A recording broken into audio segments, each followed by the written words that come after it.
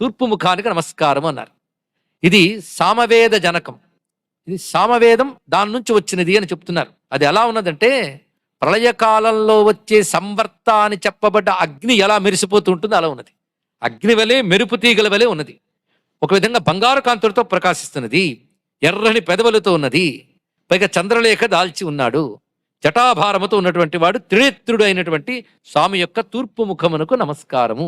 ఆ తూర్పు ముఖం తత్పురుషాయ విద్మహే మహాదేవాయ ధీమహి తన్నో రుద్ర ప్రచోదయాత్. ఇది రుద్రగాయత్రి. తత్శబ్దానికి అది అని అర్థం కదా. తత్పురుష అంటే ఆ పురుషుడు.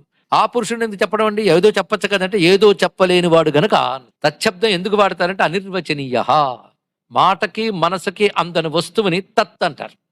లోకంలో కూడా ఇది అని చెప్పలేని దాన్ని అది అంటాం, అవునా కదండి? ఏదైనా చెప్పలేని స్థితిలో అదండి అదండి అని అంటాం. అది అంటే అనిర్వచనీయం. వేదాలు కూడా పరమాత్మ గురించి చెప్పు అంటే అది అని చెప్పు ఊరుకున్నాయి. అలాగా అనిర్వచనీయమే తచ్చబ్ద వాచ్యమే ఏదుందో ఆ తచ్చబ్ద వాచ్యుడైన పరమ పురుషుని మేము తెలుసుకుంటున్నాం. తత్పురుషాయ విద్మహే. ముందు అది కావాలండి. భగవంతుడి గురించి తెలుసుకున్నట్టు ముందు ప్రక్రియ, తర్వాతి ప్రక్రియ ధీమహి, తర్వాత ఆయన చేసే పని పరిశోధన. మన సాధన ఎలా వెళ్ళాలి? ముందు తెలుసుకోవాలి, తర్వాత ఏం చేయాలి? తెలుసుకున్న దాన్ని ధ్యానించాలి. అందుకే విద్మహే ధీమహి అని చెప్పడంలో అది ఉద్దేశం ఇక్కడ. తత్పురుషునకై ఆయన గురించి తెలుసుకుంటున్నాం, ఆయన ఉపాసిస్తున్నాం. ఆయన ఎవడు? మహాదేవ అని. దేవతల్లో ఒకడు కాదు, దేవతలకే దేవుడు కనుక మహాదేవుడు. ఆయన్ని మేము ధీమహి ధ్యానిస్తున్నాం. ఆయన మా బుద్ధుల్ని ప్రేరేపించుగాక. ఇది మంత్రం. కానీ అనిర్వచనీయమైన పురుషుడు గనక తత్పురుష. ఇక్కడ పురుషుడు అంటే మగవాడని అర్థం కాకుండా పూర్ణత్వాత్ పురుష, పరిపూర్ణుడైన వాడు. ఇది తత్పురుష శబ్దానికి అర్థం. ఆ స్వరూపం ముఖం చూసాం, తర్వాత ముఖంలోకి వెళుతున్నాం. ఇది దక్షిణ ముఖం. ప్రదక్షిణ క్రమంలో మనం వస్తూ ఉంటే దక్షిణ ముఖం.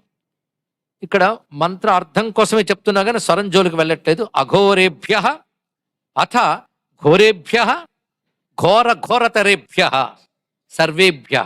ఇక్కడ అనేక రుద్రాహను ఒక మాట చెప్పుకొని, రుద్రుడి నుంచి వచ్చిన అనేక రుద్రులందరూ ఈ మంత్రంలో ఉన్నారండి. అందరు రుద్రుడికి నమస్కారం. రుద్రులు 3 రకములుగా ఉన్నారు: అఘోరులు, ఘోరులు, ఘోర ఘోరతరులు. 3 రూపములతో ఉన్నటువంటి సర్వులైన రుద్రుడికి కూడాను నేను నమస్కారం చేస్తున్నాను. మొత్తానికి అఘోర ఘోర ఘోరతర. ఆ క్రమం ఎందుకు చెప్పాడు?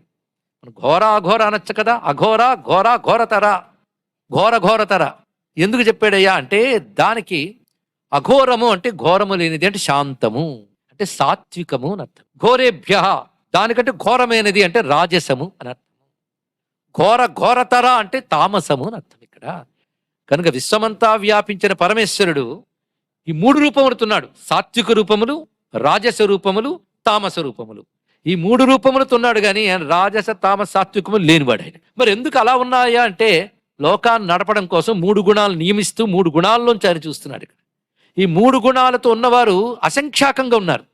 విశ్వమంతా సాత్విక రాజస తామస రూపములు ఎన్నున్నాయి. దివ్యశక్తి